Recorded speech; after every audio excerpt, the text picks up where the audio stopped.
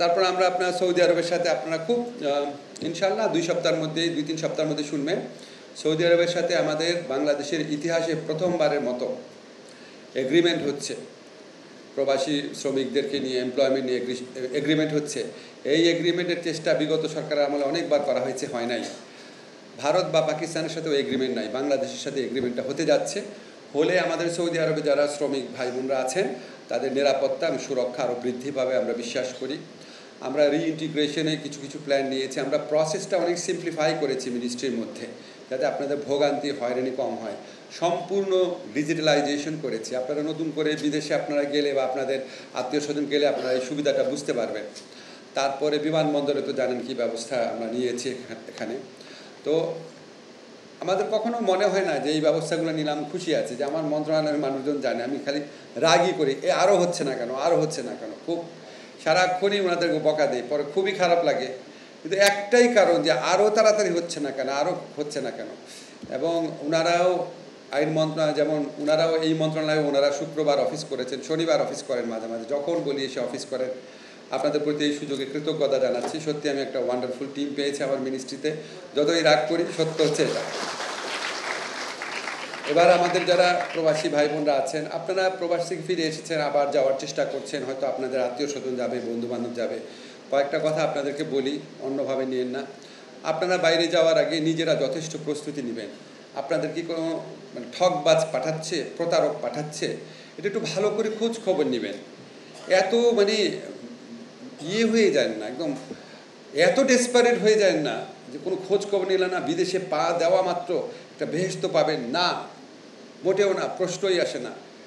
এই সরকারের দায়িত্ব নেওয়ার পর সমস্ত শ্রমিকদের জীবনযাত্রা দেখেছি। আমি আপনাদের আগে বলেছি, আবারও বলি, সৌদি আরবে এমন অবস্থাও দেখেছি বাংলাদেশের সবচেয়ে খারাপ বস্তিতেও মানুষজনের চেয়ে ভালো থাকে।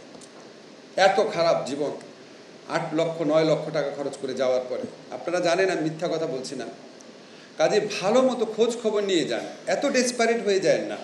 আপনার যদি 10 লক্ষ টাকা থাকে বিদেশে যাওয়ার মতো, 10 লক্ষ টাকা দিয়ে বহু বিজনেস বাংলাদেশে করা যায়। শিয়া বাটার ও ভিটামিন ই সমৃদ্ধ লিলি হালাল বিউটি সোপ, তারুণ্যময় উজ্জ্বল ত্বকের জন্য। আমার ড্রাইভার এই 7-8 বছর যাওয়া আমার ড্রাইভার, সে বলছে সে আর চাকরি করবে না, বিয়ে করেছে বলে চাকরি করবে না। আমি কেন? বলে বিজনেস করব। আপনার তোমার কত টাকা আছে বিজনেস করবা? বলে আমার 15,000 টাকা আছে। 15,000 টাকা বিজনেস হবে? বলে অবশ্যই হবে স্যার, আমি খালি ঠেলে নেওয়ার একটা জিনিস বানাবো, বাসার মধ্যে খাবার বানাবো। আমার কত টাকা লাভ হবে? বলে ডেইলি 1,000 টাকা। আমি বললাম তুমি শিওর? বলে স্যার আমি তো করোনার আগে করতাম ব্যবসা। আমি আপনাদের সত্যিকার ঘটনা বলছি। এই দেশে 18 কোটি মানুষ, কত কনজিউমার, ছোট্ট একটা দোকান দিয়ে বসলে কত লাভ হয়। আমি আপনাদের নিরুৎসাহিত করছি না, কিন্তু ডেসপারেট হয়ে যায় না। অনিশ্চিত একটা ভবিষ্যতের দিকে ঝাঁপ মেরে দিলেন 10 লাখ 15 লাখ টাকা খরচ করে। Please don't do it. 10 lakh 15 lakh টাকা থাকলে আপনি এত অসহায় না, একটু বুদ্ধি করেন, দেশে ছোট একটা ব্যবসা করেন। সেকেন্ড কথা হচ্ছে, যারা বাইরে যাচ্ছেন আপনাদের কাছে স্বনির্বন্ধ অনুরোধ, যারা আমাদের প্রবাসী শ্রমিক ভাই বোনরা আছেন তাদের মধ্যে 99% ভালো মানুষ, ঠিকমতো কাজ করেন। বাকি 1% সেখানে অনেক ধরনের ঘটনার জন্ম দেয়, যেটার জন্য 99%-এর অনেক কষ্ট হয়, এবং ওই দেশগুলোতে লোক পাঠাতে আমাদের আরও কষ্ট হয়। আমি আর লুৎফে ভাই যখন মালয়েশিয়ার স্বরাষ্ট্রমন্ত্রীর সাথে আলাপ করছিলাম যে সব দেশের জন্য হচ্ছে মাল্টিপল ভিসা, আমাদের জন্য কেন ওয়ান ওয়ে, একটা একক ভিসা কেন, মাল্টিপল ভিসা না কেন?